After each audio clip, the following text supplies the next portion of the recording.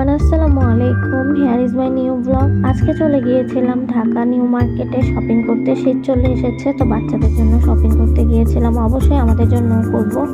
আর এই তো এখানে চলে আসছি আমরা বাচ্চাদের শপিং অলমোস্ট করে নিয়েছি। তো করে আমাদের কাজিনের হাজবেন্ডের জন্য ওয়েট করতেছিলাম। তো ফাইনালি ওরা চলে আসছে। দেখেন, আমরা একটা শপে চলে গেলাম। তো শপে যাওয়ার পর এই শপটাতে মানে সবকিছুর এত প্রাইস ছিল, আকাশ ছোঁয়া প্রাইস ছিল তাদের, মানে কি আর বলবো। তো এখানে আমরা আর কিছু নিলাম না। আমরা দেখতে দেখতে আরো অনেকগুলো শপ খুঁজতেছিলাম আমাদের জন্য, যে আমরা কি নিবো বা কি নেওয়া যায়। তো আমরা ফাইনালি নিজেদের জন্য কিছু কেনাকাটা করে নিয়েছি। তো আমরা দুজনেই বলতেছিলাম অনেক হাঁটাহাঁটি করতে করতে আমাদের পা ব্যথা হয়ে গেছে, আর বাচ্চারা তো অনেক বিরক্ত করতেছিল। শপিংয়ে গেলে আমার আজান অনেক বিরক্ত করে।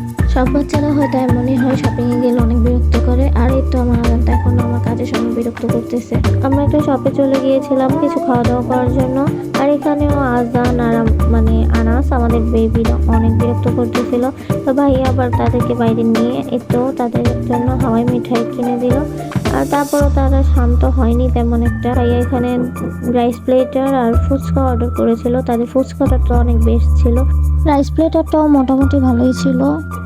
প্রাইস অনুযায়ী তাদের খাবারটা বেস্ট ছিল। আমি কিন্তু কোনো খাবারের রিভিউ দিচ্ছি না, আসলে এইভাবেই বলতেছি আর কি, খাওয়া নিয়ে এক্সপিরিয়েন্স শেয়ার করলাম আপনাদের সাথে। তো ভাইয়া আমাদেরকে ট্রিট দিল, থ্যাংক ইউ সো মাচ ভাইয়া। আজান আমার একটু বিরক্ত করতেছিল, কি যেন নেবে বলতে পারে না। তো ফাইনালি ওই ম্যারেন্টার জন্য বিরক্ত করতেছিল। আর বাচ্চারা তো এইসব নিয়ে পাগল থাকে, জানেনি। তো আমরা বাসায় যাচ্ছিলাম। আলহামদুলিল্লাহ আজকের দিনটা অনেক বেস্ট ছিল। আশা করি এমন দিন আরও আসুক। অ্যাগেন থ্যাংকস ভাইয়া আজকের ট্রিটটার জন্য। আর আপনারা সবাই আমার ভিডিওটি ভালো লাগলে লাইক কমেন্ট শেয়ার করবেন। আজকে এই পর্যন্তই। আসসালামু আলাইকুম।